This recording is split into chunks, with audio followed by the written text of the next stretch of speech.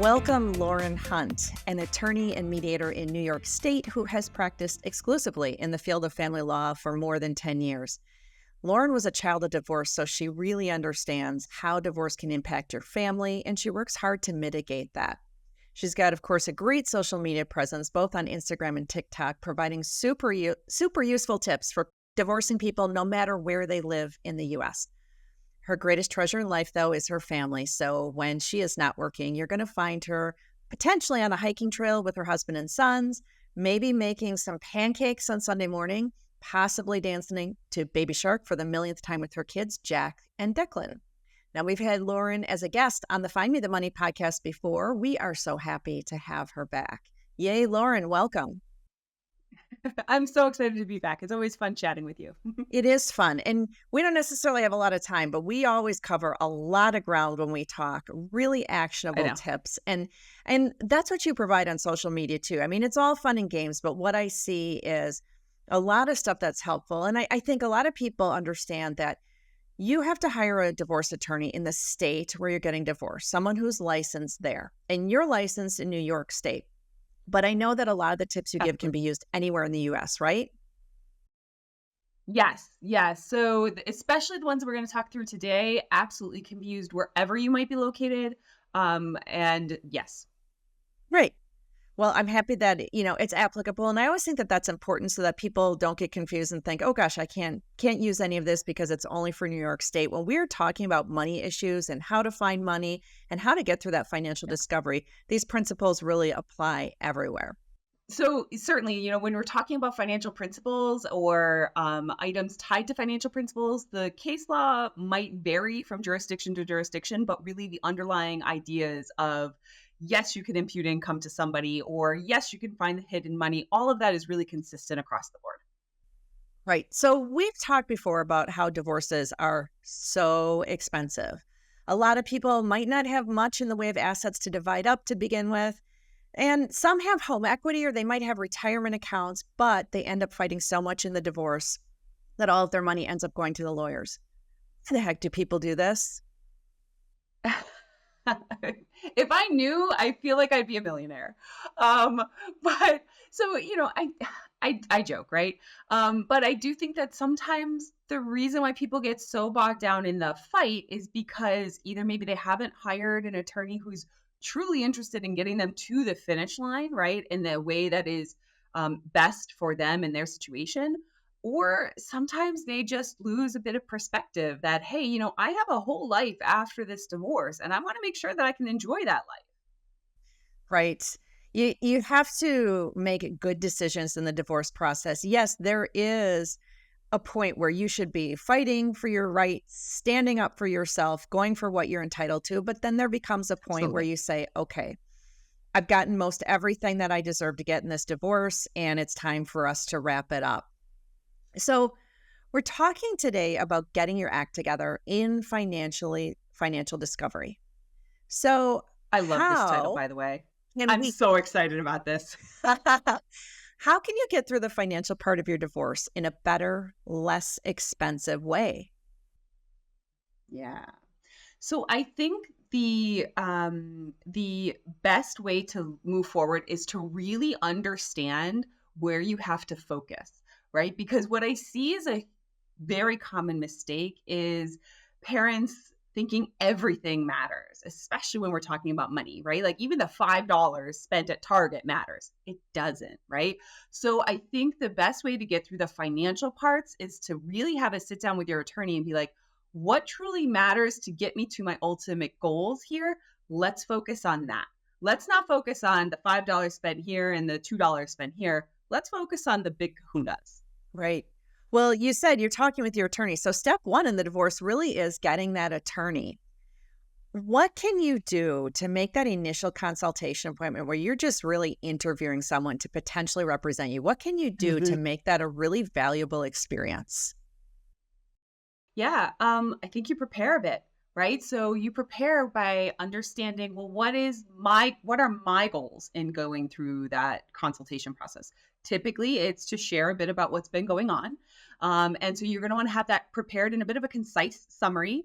you're also going to want to have a sense as to like what are my biggest concerns and what are my how would that attorney, what do they strategize for you on those biggest concerns. So I think there's a ton of prep that should go in to going into the consult. Don't just go in cold. Be sure to take notes because you might get a whole lot of information in a short period of time. But be prepared to be able to offer a concise summary of what's been going on and your ultimate goals and your biggest, maybe top 3 concerns. Yeah, I always tell people to be ready with a list of questions. And I don't mean come with 50 questions that you have to ask, because you really have to be focused. That first consultation is limited. But if you have some really big concerns, like I got an inheritance last year, what is going to happen to that in a divorce? That's a really, really big issue for some people. And that would be something maybe important to ask in that consultation, so you at least know what their thoughts are on it and things like that. So, does everyone who's getting divorced go through this financial discovery that we talk about? So that's a really good question. Everybody going through a divorce goes through a level of discovery that they are financial discovery that ensures that they feel like they have enough information to say, yes, this agreement is acceptable to me. Or, if you're in a judge decided situation, you have enough information to actually take it to trial. It's a bit of a caged response, right? Because in some instances, that, hey, listen, maybe I know exactly what you have, you know exactly what I have, so we don't really need to exchange statements and things like that. I'm fine to just say we each take our own, or whatever the results might be. In other instances, maybe you have no idea on the finances because he or she has handled all of them, right? And in that type of situation, yeah, you're going to want to have a fair amount of financial discovery. The amount of discovery is going to vary, but there is always discovery. Okay, that's good to know. So, no matter how much we know about the finances or how much we're in agreement, we're probably still going to be exchanging some sort of financial information. So, that counts as us going through financial discovery. hmm Even if that financial exchange is just like, here's a list and it's a sworn and notarized list, right? Maybe you're not exchanging statements because you know what maybe all the accounts are joint, right? You have access to the statements, but at the very least, there should be some level of like a sworn notarized list of here's what I have. Okay, so you already said we're generally going to be exchanging information about the finances, but can you tell us a little bit more like about what's going to happen during this process and what kind of information is someone going to be expected to gather and turn over to their spouse? Right. So I'm going to talk about this from the position of being in court, because being outside of court, there's a variety of ways that it can be handled, right? But in court, there's typically a routine process when you're in divorce, and this is going to apply regardless of the state. So nearly every state that I know of requires that you sign and submit to the court what's called in New York State, it's called a statement of net worth, right? So it's a sworn and notarized statement. It outlines your expenses, your income, your assets, and your liabilities. You have to fill that out and file that with the court. And after that, then there's a level of discovery that has to happen, meaning there will be specific demands made by your attorney to the other side and vice versa. Those demands are going to say, maybe you've got to produce the last 3 years of tax returns. You've got to produce your pay stubs, things like that. It's going to be very specific items that are going to be produced. And so those two things together, the statement of net worth is sort of like your high level disclosure, right? Here's my list. And then the documents provided in response to discovery demands is the meat and potatoes of everything. When would I start getting together these documents? To me, I think you start right at the start, because it, sometimes it can take a little while to gather these records, right? Sometimes you need to go back several years, and so that could just take some time. But also, sometimes you could lose access to records. And so if you've got access to things, you get them right now, even if it's a situation where you've taken your cell phone and you're taking a picture because, hey, there was a bank statement on the table. Take a picture. Maybe there's a bunch of cash hanging out on the table. Take a picture. I realize that it may not end up anywhere in the litigation, but it can't hurt to just take a quick picture because you've saved it then for your attorney. Right. I always tell people to start as early as possible. Even if you're thinking about divorce, start downloading statements from online banking if you have access. Put them somewhere safe, because once your access gets taken away, Now we have to go through a process to get those records. You'll get them eventually, but if we can secure them now, it's certainly beneficial. 100%. And while you're doing that, take 5 seconds to get some level of organization to the records, right? So the manner in which you're saving them in folders, it's going to pay off in dividends long term. Well, I was going to ask you, if I'm trying to get all these documents organized for my attorney, like, are there some best practices or what should I do in that regard? So this, I think, is kind of specific to attorneys, right? For me, I have very specific ways that I want my clients to give me information. So when we're talking about discovery, I'll always have a meeting with my client and explain, here's what, whether it's me or another member of my staff, um, here's what you need to provide, and here's how to provide it. Because it will make our time in reviewing it so much easier if you just follow the protocol that we have. And so if you have a situation where you've gotten served with discovery demands, you've got to provide your attorney a bunch of records, have a 10-minute meeting with them. How do you want me to give this to you? It's going to help you measurably in reducing their time.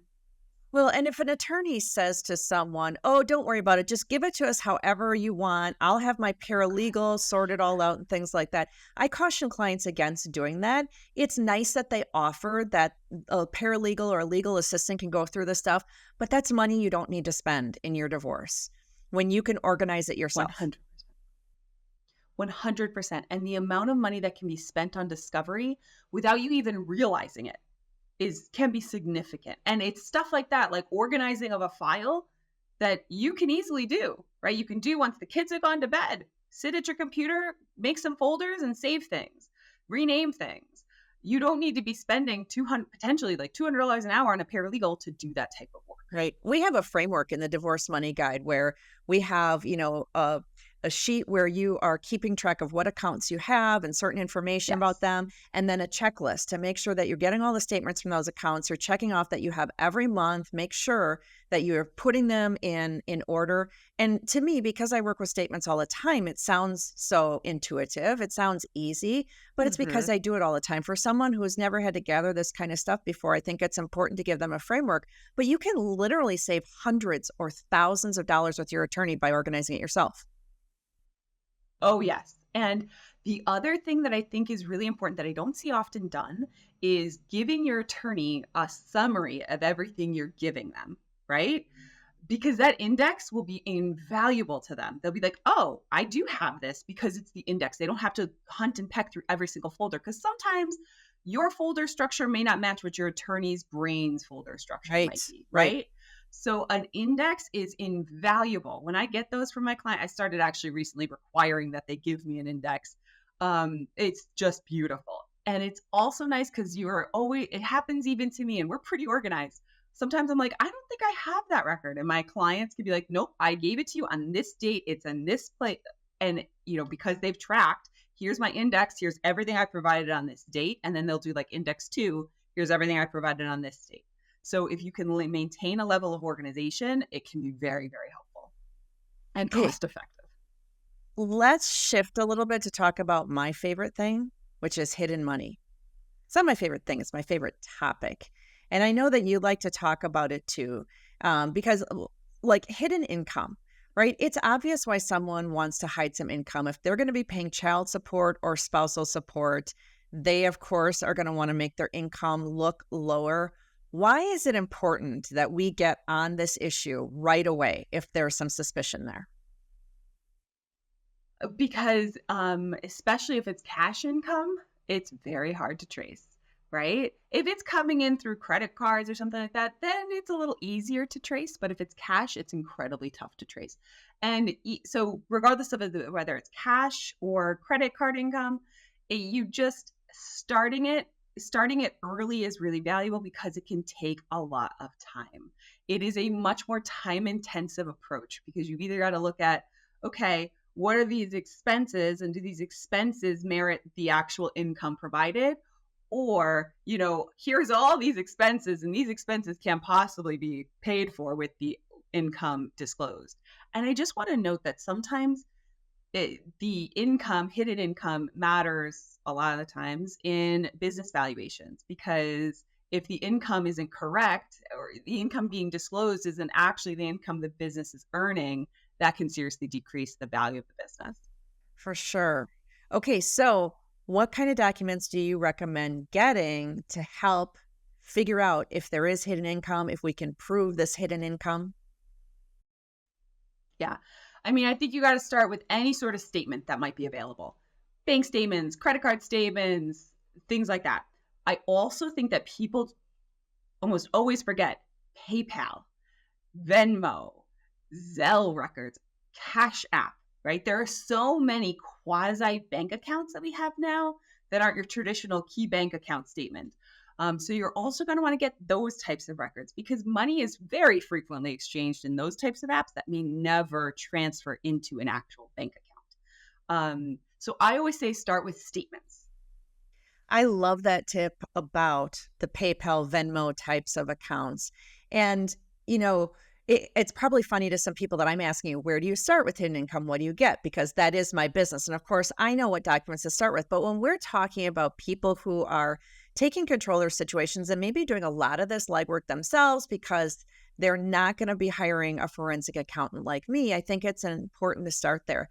What I want to tell people who are listening is if your spouse is hiding money, they almost always get sloppy in some regard. And there will be some Mhm. evidence left somewhere. And so if we are careful, we say, oh, that's right, there's a PayPal account, let's get those records. There's a Venmo account, let's get those records.